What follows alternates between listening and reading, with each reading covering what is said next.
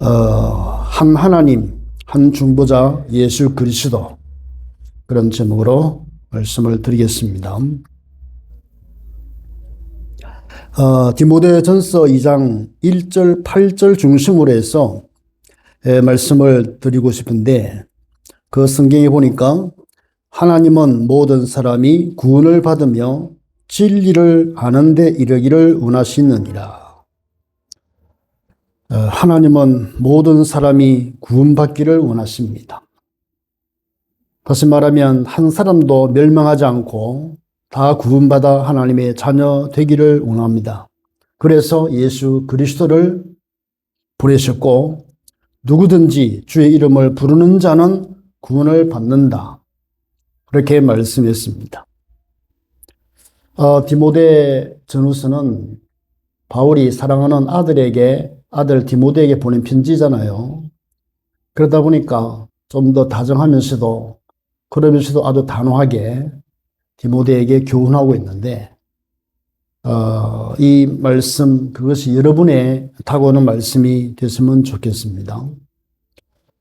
영적인 사람은 한결같이 늘 기도를 강조하고 있습니다. 한결같이 평생을 기도로 살아가고, 그리고 기도하면서 모든 일을 했기 때문에 이 영적인 지도자들은 반드시 이 기도의 비밀을 깨우쳐야 되고 응답받아야 됩니다. 이 기도의 비밀을 모르는 가운데서는 영적인 섬김과 봉사나 어떤 사역이 절대 되지 않습니다.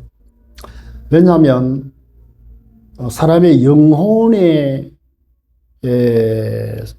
숨기는, 그 영혼을 살리는 이 일이기 때문에 영혼을 움직이는 것은 사람이 절대로 못합니다. 천하 군종을 움직여도 그 영혼을 움직이는 것은 반드시 하나님이 개입하셔야 되고 하나님의 은혜와 능력으로 되는 것이기 때문에 기도가 없이는 안 됩니다. 그래서 바울 사도는 디모데에게 첫째로 뭐해라? 첫째로 기도하라. 기도의 우선순위죠. 제가 여러분에게 당부해도 그렇게 하고 싶어요. 모든 삶의 첫째는 기도다. 기도는 어떻게 하고 있는가? 참 이거를 제가 묻고 싶습니다. 바울은 이 기도를 4가지로 표현했는데, 간구하라, 기도하라, 도고하라, 감사하라. 요 4가지가 보통 이렇게 우리가 기도하는 내용이고, 대표 기도할 때 이 다 포함되지요. 그런 게.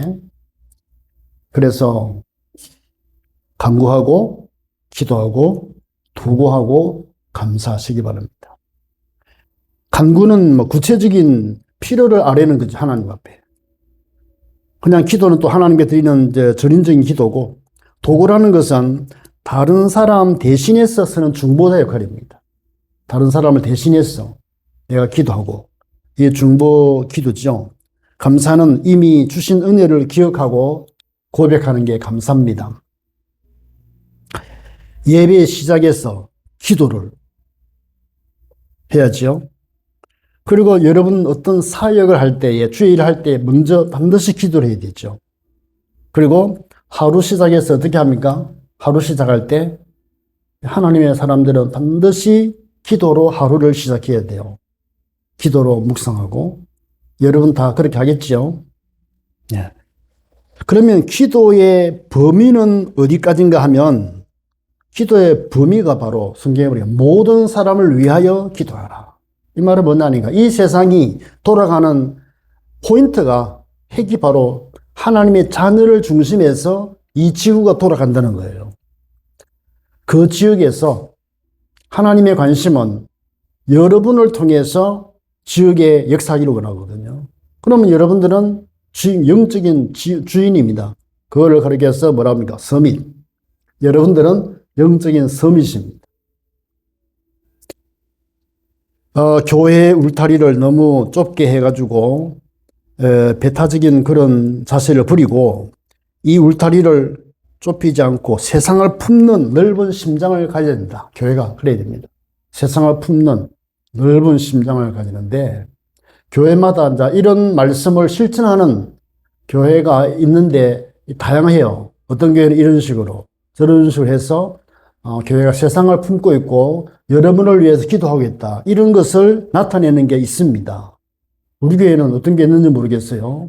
어떤 교회는 아예 화장실을 개방하는 그런 글을 통해서 여러분들이 언제든지 오십시오. 우리는 성기입니다. 이런 의미를 나타내는 경우도 있고, 또 어떤 교회는 하여튼 교회마다 특징이 있게 세상을 품는 빛의 소금의 역할을 하는 그런 부분을 나타내고 있습니다.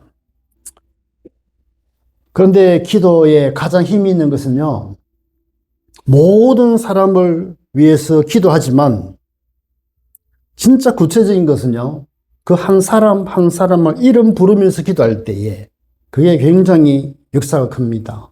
그건 사랑이거든요. 여러분 기도 명단에 들어가 있는 사람이 몇 명 있나요? 수첩에. 여러분이 기도할 때마다 이름을 들리면서 기도하는 사람 몇 명 있나요? 그러면 그 정도 사랑을 베푸는 거예요. 그런데 한 사람 한 사람을 두고 기도할 때에 그게 응답이 참 큽니다. 구체적이죠. 이렇게 한 사람 한 사람 이름을 부르며 기도할 때에 그 사람의 마음 문이 열리고 사람이 이렇게 사랑을 느끼게 됩니다. 영적인 사랑을 느끼게 돼요. 그게 엄청 큽니다. 직장 생활하면서 기도할 때에 그 사람을 이렇게 이름을 부르면서 기도한다. 그러면요, 벌써 영적으로 통하게 되어 있습니다. 그러면서 하나님 뜻이 이루어지지요.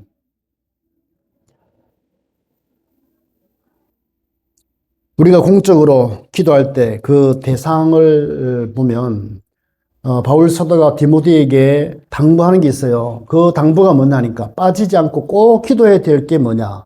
그게 임금들과 높은 지위에 있는 자들을 기억하며 꼭 기도하라. 이게 처음에는 잘 이해가 안 될 거예요. 정치인들, 우리를 위해서 일하는 공무원들, 이런 분들을 위해서 기도하라 그랬습니다. 교회는 권세자들을 위해서 기도한다는 건데, 동의하든 반대하든 그들을 위해 축복을 두고 기도를 해야 된다고 말씀합니다. 그 이유가 뭐냐? 목적이 있어요. 우리가 하나님께 바르게 향한 마음과 사람 앞에 바르게 드러난 삶, 그것으로 고요하고 평안한 생활을 하려 합니다. 쉽게 말하면 우리의 경건과 우리의 단정함으로 편안한 생활을 할 수 있도록 하기 위해서 기도하라 그랬습니다. 초대교회는 그렇게 핍박하는데도 핍박하는 정치인들을 위해서 기도했다면 지금은 진짜 더더욱 민주주의지만 진영과 관계없이 그들을 허락하신 하나님 뜻을 깨닫고 위해서 기도해야 됩니다. 기도하는 사람은 비판 안 하죠. 더 기도하고. 근데 기도 안 하는 사람은 자꾸 이렇게 여러 가지로 좀 쓴소리 많이 합니다. 아무 의미가 없어요. 고요와 평안, 이 말은 복음 사역이 방해받지 않는 공간을 만드는 게 바로 어떤 정치를 하느냐가 아니고 어떻게 기도하느냐, 여기에 따라서 하나님은 정치인들을 움직인다 이 말이에요. 군세자들을 위해서 기도한다는 것은 정치 참여가 아니고 복음의 길을 여는 영적 참여입니다. 복음의 길을 여는 영적 참여. 그래서 그런 의미에서 보면 너무 정치 소리를 내고 너무 떠드는 것도 은혜도 안 되고 하나님의 뜻이 아니다. 차라리 정치인들을 향해서 소리 지르기보다는 구구 기도를 해서 하나님께 그냥 기도하면 되잖아요. 왜? 모든 상황 아시기 때문에 주여 불쌍해 주시고 이 나라를 붙들어 주시며 이 나라에 복음 전할 수 있는 영적인 분위기 되도록 이 부분을 두고 진짜 기도해야 되는 거죠. 그리고 좁혀서 여러분들 가정생활하고 직장생활 하잖아요. 그런데 직장생활에 있어서 상사들을 위해서 기도하고 계속 축복을 해야 됩니다. 상처를 주는 그분들을 위해서 기도해야 돼요. 축복을 해야 됩니다. 하나님의 자녀는 하나님이 이 직장에 보냈으니까 이 직장에서 일하는 나와 함께하는 동료들 그리고 그 위에 있는 사람들을 위해서 기도를 구체적으로 해야 돼요. 이름 다 아시잖아요. 이름 다 적고 지금부터 이제 기도해 보세요. 어떻게 다른지. 기도 없이 직장생활 하는 것과 그분들 이름을 다 적고 보면서 정수기 달 때 이분들을 축복하는 거예요. 축복. 하나님. 이들의 마음을 움직여지면 누구한테 은혜 베풀까요? 이들의 마음이 움직여지면 기도하는 내게 이게 돌아와요. 이 비밀을 깨달아야 됩니다.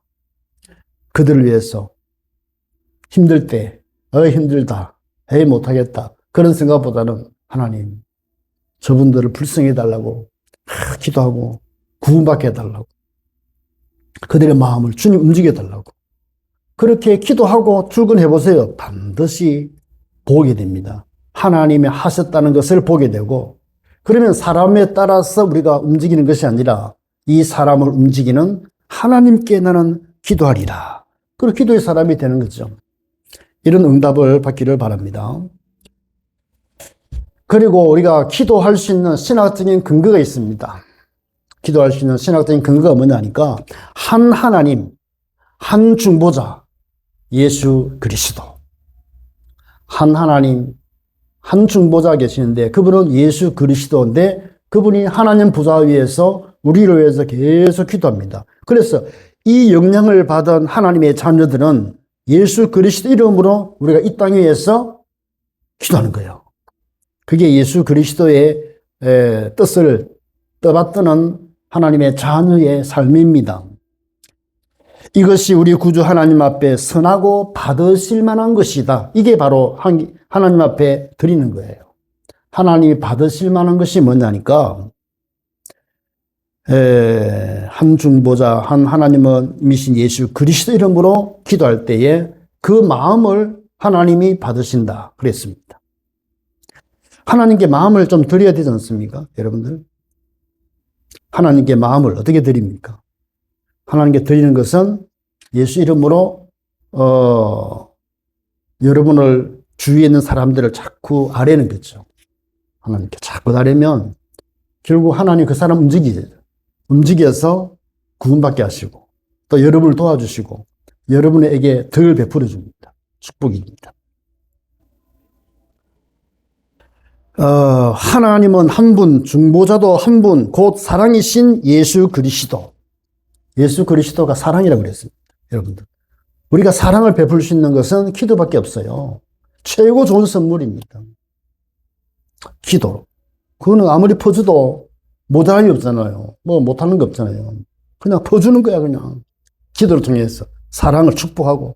주야. 그러면 이 막 퍼주면요, 받은 사람은 모르는 것 같은데요, 영적인 사람이기 때문에 그거를 받고 영혼이 깨어난다니까요. 그래서, 관심이 없던 그 사람에게 이 사람 마음이 가면서, 야, 저 사람 하나님 함께 하시는 것 같아. 그러면서 가까이 오고, 대화도 하고, 그러면서 날 좀 살려달라. 그런 의미지요. 내 영혼을 살려달라. 너는 하나님 믿지 않냐? 나도 하나님 믿고 싶어. 나 좀 살려줘. 여러분, 그런 소리 안 들립니까? 그런 소리 안 들리면 그건 기도 안 하는 사람이에요. 그런 소리 들려야 됩니다. 예수님은 모든 사람을 위하여 자기를 대속물로 주셨다 그랬습니다. 그래서 십자가는 대리적 충분한 대속입니다. 대표적인 대속이기 때문에 이 십자가로 구원받은 우리가 이제는 그 일을 하는데 예수님 일을 하는 거예요. 제사장의 일. 때로는 제사장의 일로 기도하고 선지자 일로 말씀을 주고 왕적인 일로 흑암을 꺾고 예수 이름으로 내가 있는 이 현장에 역사하는 모든 흑암은 결박될지어다. 이렇게 기도하면 그 왕이 되는 거죠. 영적인 왕. 세 가지 예수님이 하신 그 선지자적 사명과 제사장 사명과 왕적인 사명을 우리가 할 수 있습니다. 현장에서. 우리가 중보할 수 있는 것은 예수님이 중보자가 되셨기 때문이고 그 예수님을 우리가 모셨기 때문에 우리도 간구합니다. 한 하나님, 한 중보자 예수 그리스도 그 보혈로 내가 담대히 간구한다. 바울은 그런 고백이 있습니다. 그래서 기도는 감정의 높낮이가 아니고 이 복음의 태도 위에서 복음 위에 든든히 있으면 자기도 모르게 이 세 가지 사명이 나와요. 복음에 든든히 있으면 그리스도의 선지자적 사명을 감당합니다. 자꾸 말 전도하려고 그러고 그리고 그리스도의 제사장적인 사명을 감당해요. 계속 기도합니다. 끝없이. 그리고 그리스도의 왕적인 사명을 감당하는데 눈이 열려서 흑암을 이제는 꺾고, 흑암을 결박하고, 흑암과 싸우고, 또 흑암에 시달리는 사람을 또 도와주고, 이렇게 해서 하나님의 뜻을 이루는 거죠. 마지막으로 교회 안에는 세 부류가 있지 않습니까? 교회 안에는 누가 있습니까? 지도자가 있죠. 영적인 지도자. 목사님입니다. 바울은 자신을 가리게 해서 나는 전파하는 자, 사도이고 이방인의 스승이다. 선교사 이 말이죠. 이렇게 교회 안에는요, 말씀을 전하는 지도자가 있습니다. 이 말씀을 전하는 지도자를 위해서 기도를 좀 많이 해 주셔야 됩니다. 그래야 지도자를 통하여 하나님의 큰 은혜를 입습니다. 그리고 교회에는요, 남자가 있잖아요. 교회에는 또 여자가 있어요. 그 당시 역사적인 배경을 두고 말을 했지만 항상 교회 안에 이 남자들이 할 일이 있습니다. 그 남자들이 할 일이 뭐냐니까 뭐 크게 말할 건 없고 간단하게 말하면 오늘 성경 말씀한 대로 각 처에서 남자들이 분노와 다툼 없이 거룩한 손을 들어 기도하기를 원하노라. 남자들의 매력은요, 막 다투고 싸우고 막 이게 매력이 아니고요. 남자들의 매력은 좀 넓은 마음으로 그냥 축복하는 거예요. 올 때마다 다 축복. 목사님만 하는 것이 아니라 남자들은 이 축복할 때 멋있잖아요. 예, 여러분들 막 둘고 싸우고 좁은 마음으로 비판하고 그런 남자가 좋겠어요? 아니면 넓은 마음으로 축복하고 축복이 있을지어다 기대해주고 이런 마음이 멋있지 않습니까? 여러분들 앉아 있어도 토라진 마음으로 앉아있는 남자보다는 다 믿음으로 주위를 축복하는 자세로 앉아있는 그 남자, 그 사람이 참 멋있지 않습니까? 책임성이 있고 말이죠. 그래서 다 이렇게 축복받은 것을 축복하고 또 이렇게 섬기고 이런 남자들, 바로 교회 분위기가 이런 축복의 남자들이 많아야 돼요. 남자가 조잡스럽게 좁은 마음으로 막 터트려지고 비판하고 옳은 소리 바른 소리 틱틱하고요. 그게 좋은 게 아니에요. 그거는 진짜 나쁜 남자입니다. 그런 사람한테 만나면 안 돼. 축복하는 남자예요. 축복하는 남자는 축복의 사람이거든요. 예, 웃으면서 축복하고 말이죠. 가정에서도 예? 마누라를 위해 축복하고 자녀를 위해서 축복하는 이 남자가 멋있는 남자입니다. 마찬가지로 교회 안에서도 남자 성도의 가장 멋있는 게 이 믿음으로 막 축복하는 거야. 성도들을 축복하고 말이죠. 이런 분위기가 될 때에 전체적인 질서가 다 잡히잖아요. 자, 그러면 마지막으로 교회 여자들이 또 중요하거든요. 예수님 당시도 예수님 주위 여자들이 많이 섬겼는데 초대교회도 중요한 게 여자입니다. 지금도 마찬가지로 교회에 하나님의 큰 일을 할 때는 항상 여자들의 손길이 있는데 바울은 간단하게 말을 하고 있습니다. 여자들은 단정하게 옷을 입고 단정한 여자가 좋아요. 그리고 소박함 그분 아시잖아요. 그리고 정절로서 자기를 단정하라. 단정.